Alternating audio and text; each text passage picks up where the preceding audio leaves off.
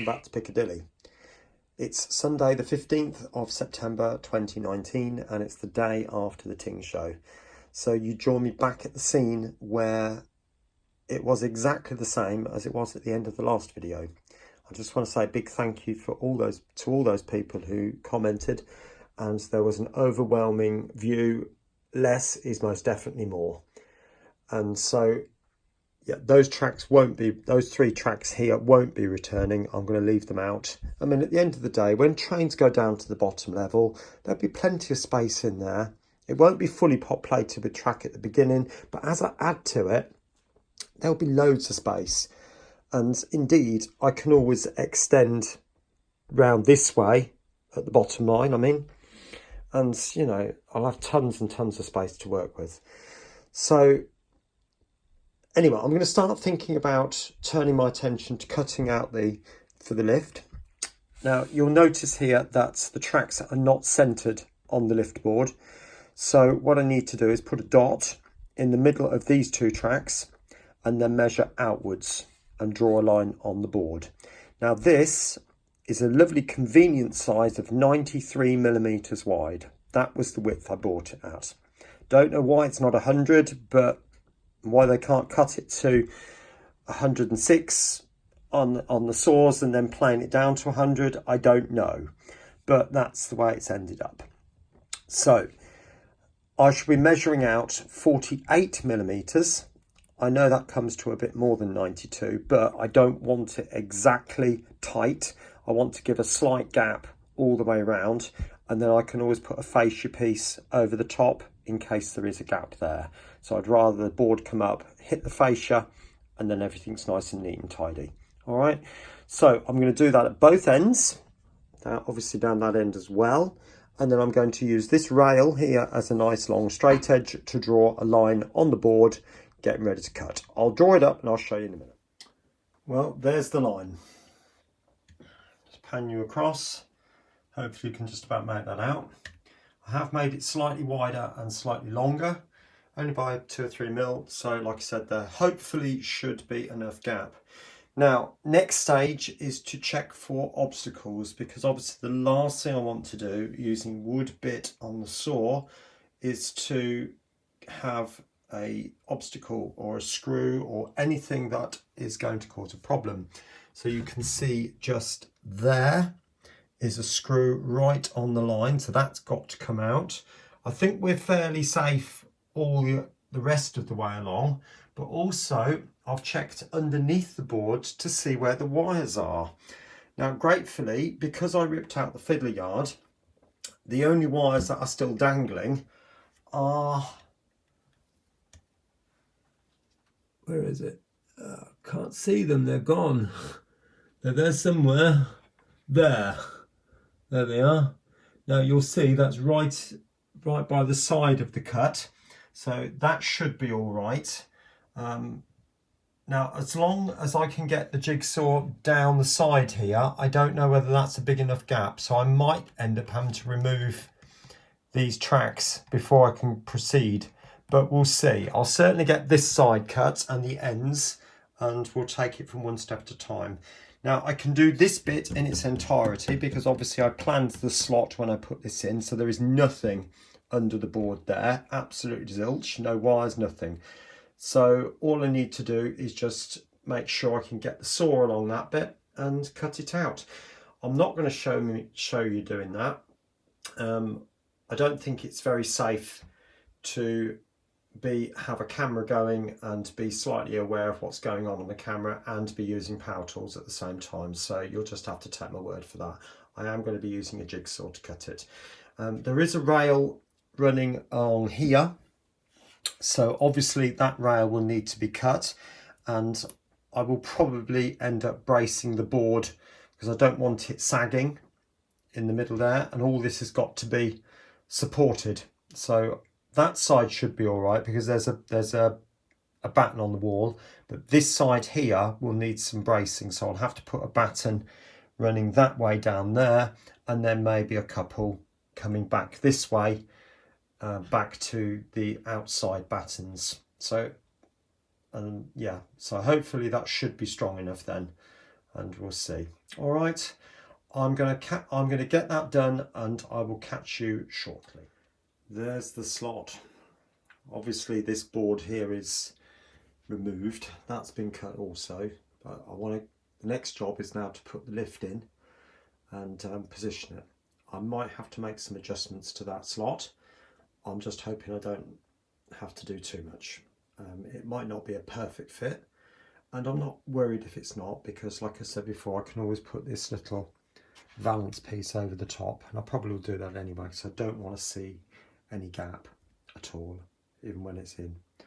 So I'll get that in and I'll come back and show you shortly. Right, you join me under the layout. Now I've managed to get the lift in. I had to take some of the legs off to do it. It was quite a tricky affair because obviously these rails are quite close together, but that's just the way it is.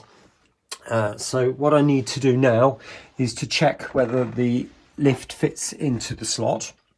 So the way I'm going to do that is using a tri-square, draw a line from the edge of here across here, and then measure that distance from there to there, wherever that is, and then go back to the layout and then draw a line wherever that line, whatever that distance is from there to there. Okay, draw a line here. That will help me to manipulate the board into the right place. Otherwise it's going to be very difficult to put the board in the right place, keep lifting the rail up or the lift up just to see if it fits or not. That way I can do it. What I will also do once I'm happy with the position of it is to put those L-shaped brackets onto the top of the lift. If I show you going down, so this is the lift here, so I shall put those brackets here like that, screw them on to the back of the board, and then up into the top half of the, or the underside of the layout's baseboard. And right, as you can see there, I've got the lift in position. It's just lodged.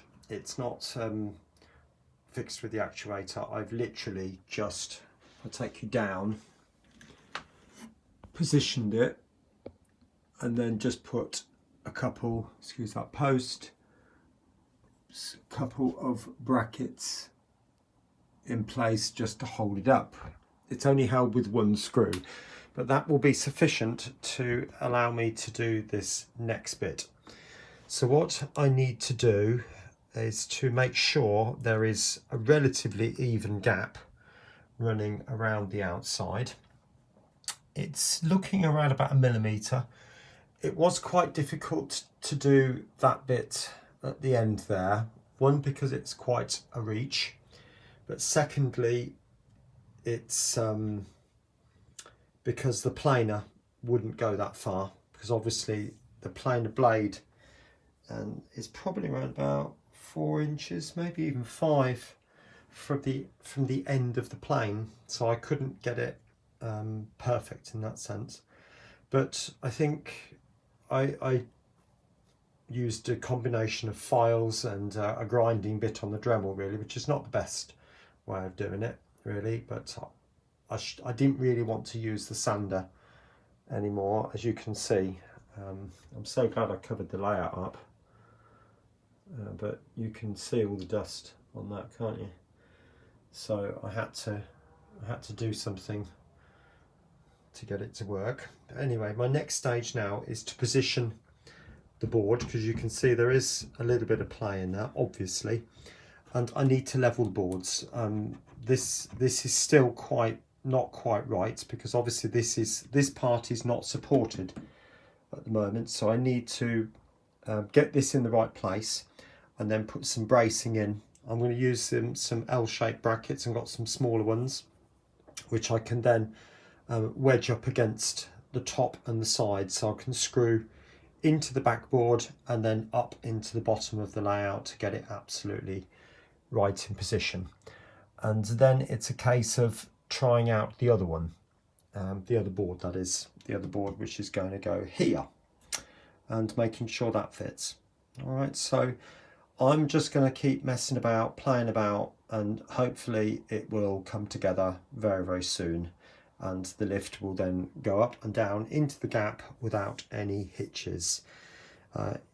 It isn't easy to get this bit right, and obviously I don't want to damage the actuator and I don't want to wreck the layout, because obviously if this doesn't line up as it should, it could go horribly wrong, and you know, that's why I'm trying to take it one step at a time and get it in the right place. So even when I've got the brackets in, I shall test the lift manually to make sure it works before I even go anywhere close to the actuator. All right, so anyway, I'll get the brackets on, then test the second board, and then we'll take it from there. See you big soon. Well, there's the slot in. Some of the track plans, paper bits anyway, have taken a bit of a rough and tumble during the process, but the slot is in. And I am so relieved. It's taken hours to get that in, and it might still need a little bit of fettling even yet. But I'll set the camera up on the tripod and show you the lift moving manually. Right, I am just going to lift it up with my hand, but hopefully you get a flavour of what it'll be like.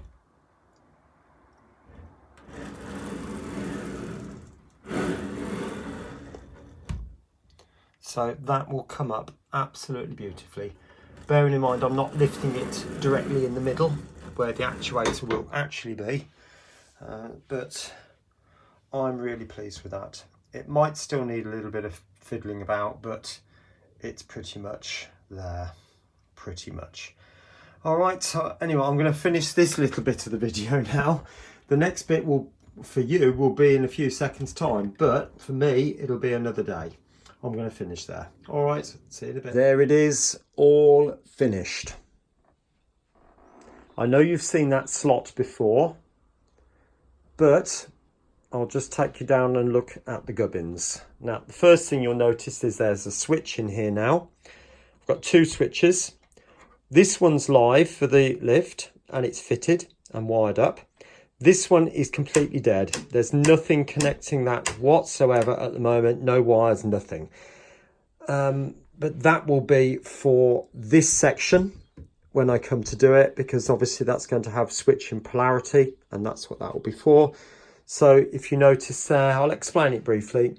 You've got an arrow pointing to the left, which will mean that the polarity will be matching this side of the track in the up position, and then I've got an arrow pointing to the right, which will be matching the other side down there. Okay, so a train will enter from either direction, and then say for example it's coming this way, the polarity will be in the up position as it is in now. It will enter the line and stop, and it will be completely isolated. There'll be plastic fish plates at both ends, completely isolating the track. There won't be any direct connection from the DCC. All right, so once it's on that line completely in its entirety, I can then switch the switch, and then the train will drive off the other end. I will never be able to have it using a switch system where I can just have the train just drive straight through. It's always got to stop as if there's a red signal at the end, and there will be at some point, you never know. Okay, now going down to the gubbins of the actual lift itself, just to take you through a few things I've done. It hasn't been without its issues, getting it level and getting it straight. So obviously it's got to be level that way and also that way, okay, to match the board.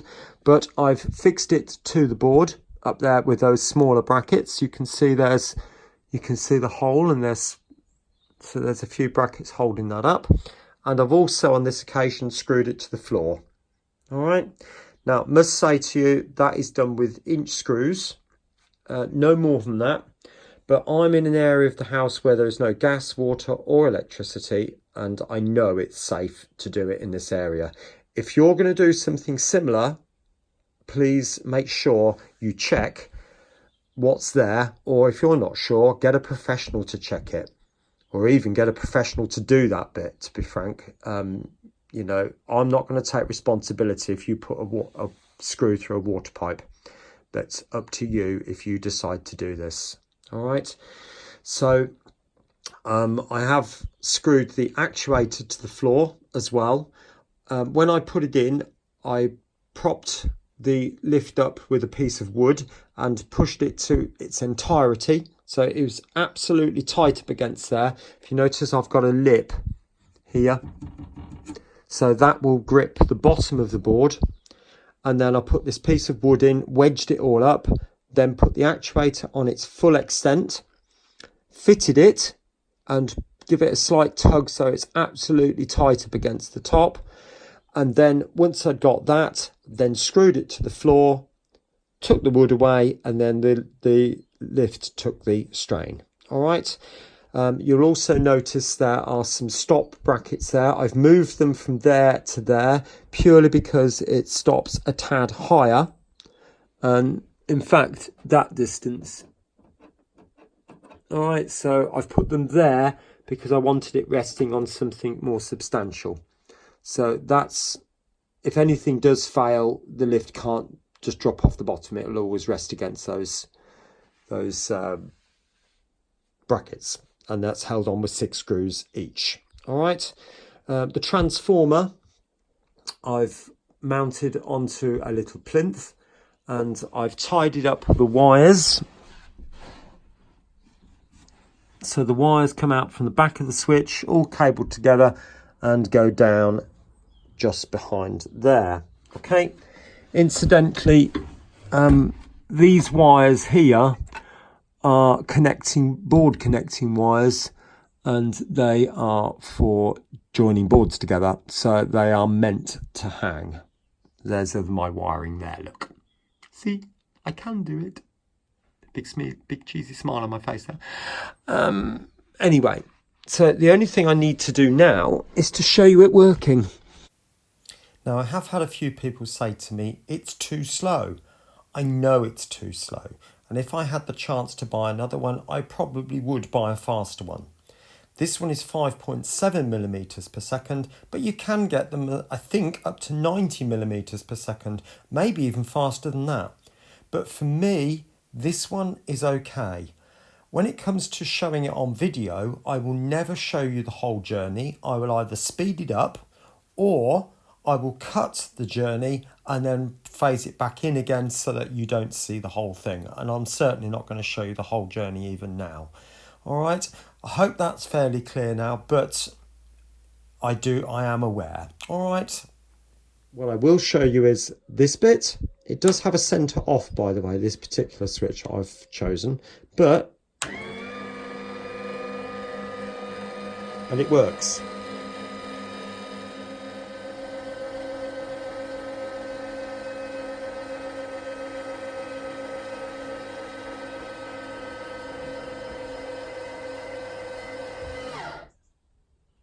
There it is, nice and smooth, both ends. Really quite pleased with that. All right, some of the gaps are a little bit bigger than I wanted them to be, but you know, I couldn't care less, to be honest with you. It's so easy to change it. You just cut with a knife to the bit that you want to put in. So get a piece of plastic card, cut it to a size, cut around with the knife, and then with the chisel just pare out a little bit and just inlay it, and you can cover up any gaps. But I'm really not that bothered. All right, so this is fine for me. The other end's a little bit bigger, but like I said, I really don't care. All right, but anyway, I'm going to finish this video there. I hope you've enjoyed this little mini series on how to build a train lift. I've certainly learnt loads in doing it. I didn't know anything at the beginning. It was a random idea. And incidentally, if you want to go and do this, look at electronic or electronic TV stands, motorized TV stands. And I nearly bought one of those and fitted that. The only reason that stopped me from doing it is because they're too tall, and I would needed to have cut it down. Besides, it's a bit more expensive than this. The cheapest one I found was about £113.